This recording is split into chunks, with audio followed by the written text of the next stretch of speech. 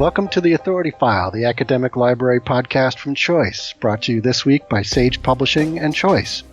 I'm Bill Mickey, host of the podcast and the editorial director here at Choice, and this week I'm joined by Michael Carmichael, senior publisher for video at Sage Publishing, and Jeffrey Karpicke, a James V. Bradley professor of psychological sciences at Purdue University.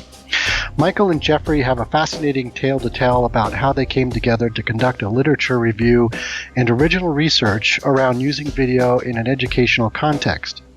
Sage has been publishing video content for the last 3 years now, and as the company committed further to the format, it wanted to learn more about how video is having a demonstrable impact on education and learning. But in order to do that, Michael knew that he and his team needed external expertise to understand some of the deeper research around the topic, which led them to Jeffrey, who is a cognitive scientist researching learning strategies. What Michael and Jeffrey found out ended up in a recently published white paper called Assessing the Impact of Educational Video on Student Engagement, Critical Thinking, and Learning, the Current State of Play, which is now available from Sage. In this second of 4 episodes, I speak with our 2 guests about the original research that was conducted for the study and how it was set up. Okay, so I want to touch or get into some of the original research that you guys did for this white paper, and maybe I'll just start by asking if you could talk a little bit about that specific research question you were trying to answer. Simply put, what was it? And Jeff, why don't we start with you on this one? Yeah, I can put it pretty simply. So for the experiment that we did, the question was, what are the effects of having particular embedded graphics in a video versus a video that is identical but doesn't have those same embedded graphics throughout the video? What is the effect of those graphics on how engaged students say that they are, how interesting they find things, and how well they actually pick up on and retain some of the content from that video, how well they learn from the video? Mm-hmm. Yeah, for me, I think it starts a bit further out from the beginning, which was really thinking about that word impact, which has wide-ranging meaning. We wanted to unpack, if you like, what impact meant, to use alliteration, and where video was having impact, or tried to understand the state of play, as we put on our white paper. What is the state of play of knowledge around where video is having impact? And in the white paper, we sort of break it down into 4 core research questions, one of which Jeff has mentioned, which is around sort of presentation and graphics, but there were other issues around sort of the landscape of impact in higher education and trends and student engagement and what that means, and then these other 2 fundamental things of actual critical thinking skills and what we know as knowledge development. So that's how we sort of try to unpack it into 4 discrete research questions. And then was the idea to look at the graphics, the use of graphics? Is that something you came up with, Jeff, or Michael, or was that you, or did you kind of arrive at that together as you were sort of discussing the video in general? That is an interesting memory question. Do I remember who came up? I feel like Michael, I'm sure, had the initial idea, and through a back and forth conversation, I think we came up with maybe a clearer kind of picture, a simpler way that we might want to do an experiment. And so it was definitely a collaborative effort. I'll credit Michael with the with the initial idea, for sure. You're being very kind. I mean, what Jeff doesn't know, or he may know, is that I was actually stalking him like some kind of voyeur for quite a period of time. Yeah. I've known sort of other people at Purdue in my sort of publishing, sort of wearing my book publishing hat that I used to wear, and there's another professor in the department who'd mentioned Jeff to me in his work, and I'd written it down in my notebook at an Association for Psych Science meeting once, and it was there in my notebook, and forever and ever I was just thinking, there's got to be a time when I can get the budget and have the time to talk to this chap, because I really want to speak to him. And about graphics particularly, yes, there was a thing around, we had questions around like whether our graphics were going to be used and what kind of graphics we should actually throw money at. But Jeff had already been doing a lot of this work and all these online experiments. I knew that we'd have a great sort of partnership around this. So then, Michael, I mean, what had Sage been doing up to that point? I mean, were you just sort of, I don't want to simplify it too much or presume too much, but I mean, were you just sort of taking educated guesses in terms of what kinds of graphics you put into your videos already, or what was sort of happening with the product that you were building up to that point? Yeah, I mean, we haven't taken educated guesses really at sort of any of our publishing. I mean, we try to be, and we're not sort of empiricists the way that sort of Jeff and others are. It's proper. The research that we do is sometimes different from happens in the scholarly world, but the background to even the launch of Sage Video was quite an extensive amount of market research. I mean, we did a huge amount of surveys with both our library partners, library customers, faculty members. We ran focus groups with students. There was actually an original video white paper around student preferences in video and student likes of video and use cases, which we launched back in 2014 based on quite a bit of that early work. And our learning has along the way has been applied in practice. So we started off with launching video collections, and then we developed a global digital production team. We understood about how to make graphics and how to license graphics and sort of what sort of visuals could be useful. And that was, there was an element of testing, a lot of testing that went into that. Along the way. I didn't want to sound like you guys were just winging it all this time. I was curious to see how you guys were actually putting your videos together in that respect.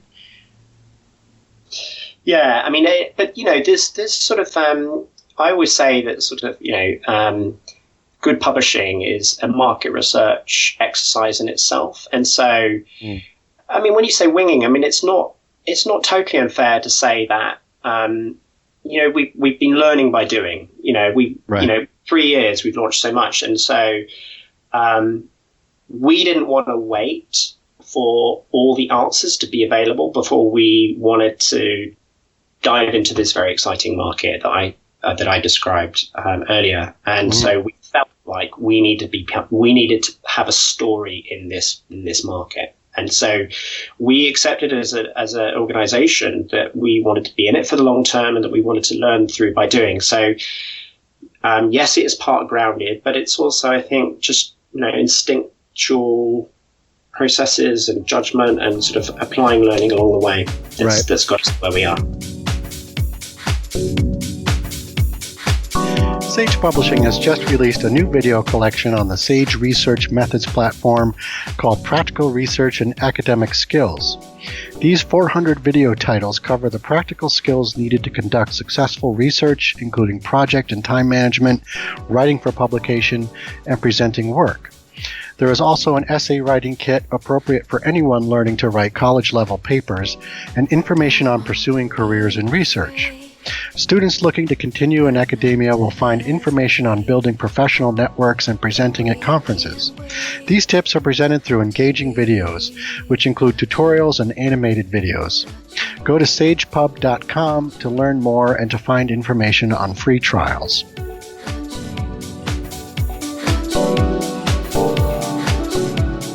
So let's go through the study itself, the experiment that you guys did. I mean, walk us through the experimental design for the study. I mean, as we understand it, you had 100 students. They were sorted into 4 groups. Can you sort of talk about how you structured the experiment. Sure thing. So the study was done with Purdue students, and they completed the experiment online, which makes sense because that's how a lot of video content gets consumed by students. Right. And there were actually just two conditions. It's kind of complicated because of the counterbalancing that's involved, but there were just two conditions. So each student watched two videos, and one of the videos had embedded graphics, and the other video did not. And so the counterbalancing comes in because some students got one of the videos with the graphics and some got the other video with the graphics, and we counterbalanced the order in which those two things were happening for the students. It can all get kind of, actually, I usually need a piece of paper and a pen to like scratch it all out to to wrap my head around how the counterbalancing work. And it's in the white paper for listeners who are interested in all of the gory details. But right. But the upshot is that basically every student watched a video that had embedded graphics and another video that did not have the embedded graphics. And after they watched the video, we asked the students to make some ratings. For instance, ratings about how interesting they thought it was and how engaging they found the video to be. And we also asked them for a rating that we call, in my world, we call this a judgment of learning. And it's a metacognitive judgment. Metacognition is a big fancy word that we use, which basically means a person's own knowledge and beliefs about their own cognition and learning. So we all have the ability to kind of self-assess, oh, I think I'm learning this really well, or, oh, gosh, I don't think I'm learning very well from whatever this is. And so that's what we call a judgment of learning. We had the students make those for the videos. And then right after they watched the videos and made those ratings, we asked the students a handful of short answer questions that were largely just factual questions about content, ideas, topics that were presented in the videos. Okay. Do you count for a student's, I guess, quote unquote, ability to learn? I mean, how do you factor that into the equation? That's a great question. We didn't do that in this particular experiment, but you can do that. You would need some other second measure of general ability, and then you'd want to see if that was related somehow. We didn't do that. We actually, in a lot of my research, we don't tend to do that because we just try to collect a large enough sample. Okay. So we've got a lot of people, and every person did the graphic condition and the no graphic condition. So it's kind of a nice design because every student in the experiment kind of serves as their own control. Since they're doing both of the conditions, you could see for every person how they did for both of in each of the conditions. Okay, and then just what can you describe the types of graphics we're talking about here? Like what do you mean by the word graphic?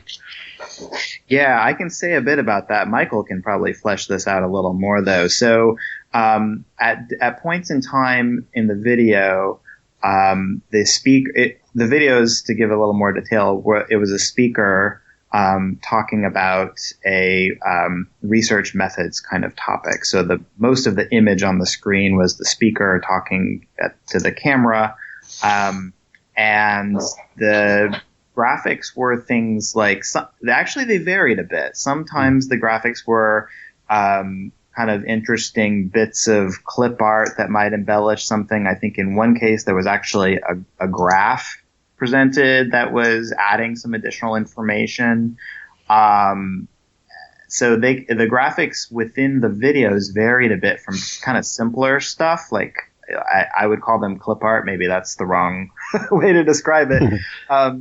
To more complex animations that were shown. But I don't know, Michael, maybe you could add a little bit about what the graphics actually were like.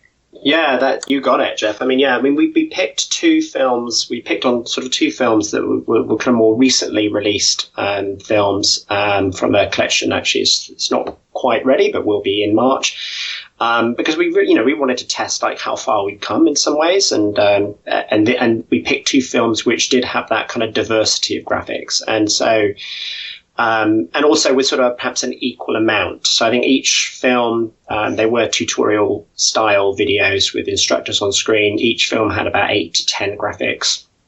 And they did range, as Jeff said, from having, B-roll content that we'd licensed elsewhere, through to kind of stock images, photos, through to kind of custom animations, static graphics, and more kind of increased graphics and animated graphics. So an example, in one of the films where we're talking around, one of the films deals with the subject matter of presenting your research and research skills. And there's one graphic which is one topic dealing with the concept of the elevator pitch. And as our instructor is talking through the idea of the elevator pitch, you actually see two people going into the elevator, and there's sort of the idea of how long you have, or actually not long you have, to actually get your message across is sort of become more clear. So yeah, we tried to pick on videos that had a good diverse range of visual material throughout and equal spacing throughout.